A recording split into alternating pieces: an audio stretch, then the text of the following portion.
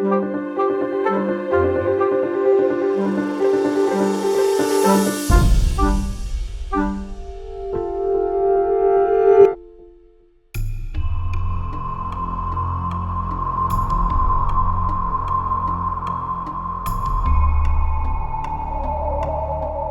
some respects, the Arctic is the least explored part of the world. We know more about the surface of the moon than we know about the Arctic.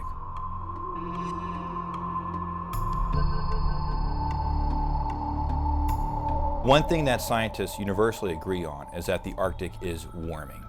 The ice is melting rapidly, allowing all kinds of access to new resources and geographies that heretofore have been frozen and locked away. And that rate and pace of change is having profound implications for the region and for the world. When I think about the Arctic, I don't think about the Arctic in isolation. I think about it in terms of its location in the center of some major geopolitical developments. The so-called reset between the United States and Russia, the crisis of global climate change, the development of China as a major economic actor who is dependent on shipping to have access to resources and markets. The Arctic is in the middle of all of this. Oil and gas resources, mineral resources, fisheries, tourism, shipping, all of these factors are profoundly shaping the new geoeconomics of the Arctic. They could be transformative for the global economy as far as shipping and mineral resources, but certainly a huge boost to the Arctic states, Russia, Norway, Denmark via Greenland, Canada, and the United States. International law and the United Nations Convention on the Law of the Sea gives those 5 coastal states the right to explore those resources in their exclusive economic zone, or EEZ, 200 nautical miles from their coast. And if you can prove that your outer continental shelf extends, you can exploit and explore those resources on the seabed. Canada's new government has put the North higher on the domestic policy agenda than it has been for half a century. All Canadians need to recognize there is a convergence of economic, environmental, and strategic factors occurring here that will have critical impacts on the future of our country. Should these important shipping routes open, like the Northwest Passage, which goes through Canadian territory, and the Northeast Passage or the Northern Sea Route, which goes above Russia, it could cut off shipping times between east and west.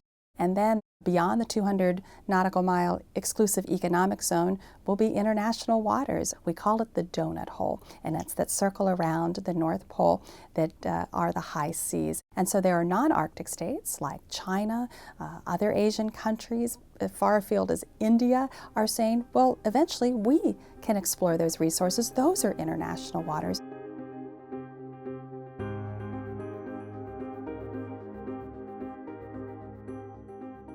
The Arctic has a rapidly changing environment. In some cases, it has blurred borders. It has very rich natural resources, and in the past, that could lead to increased competition and perhaps military friction.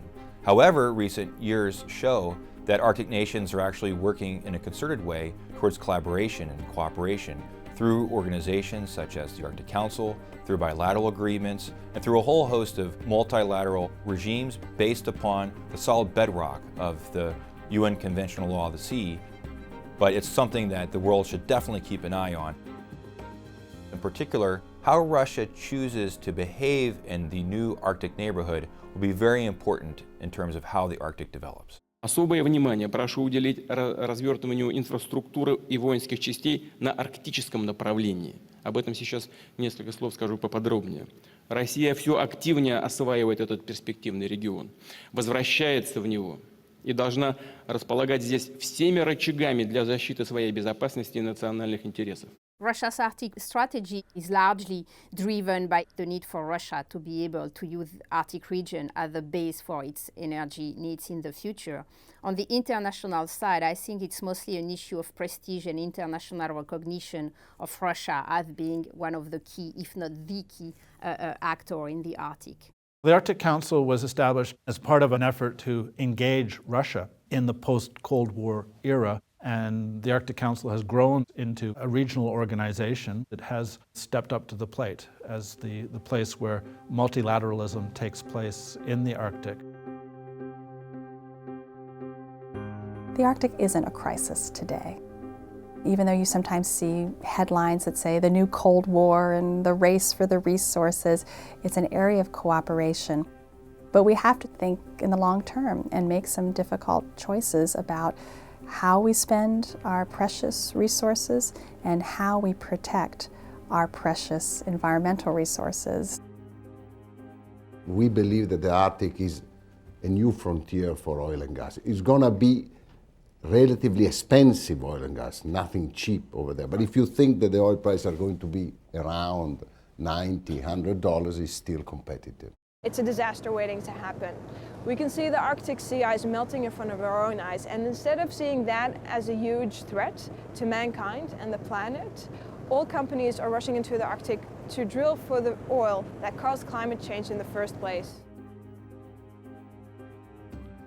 The Arctic is changing, but it's not becoming safer. And to reduce those risks, companies and countries will have to invest literally billions of dollars. Arctic governments will have to decide whether they're prepared to take decisions together that will raise the costs of Arctic development, internalize some of the externalities, and perhaps put something of an economic disincentive on some of the excitement about economic development that we currently hear. The United States, like the other Arctic nations, needs to make investments into hard infrastructure, airfields, roads, ports, and ships to operate there. We need to chart the Arctic. We need better research and bathymetric data. So this begins with really a change in attitude of the Arctic's increasing relevance and centrality to international relations.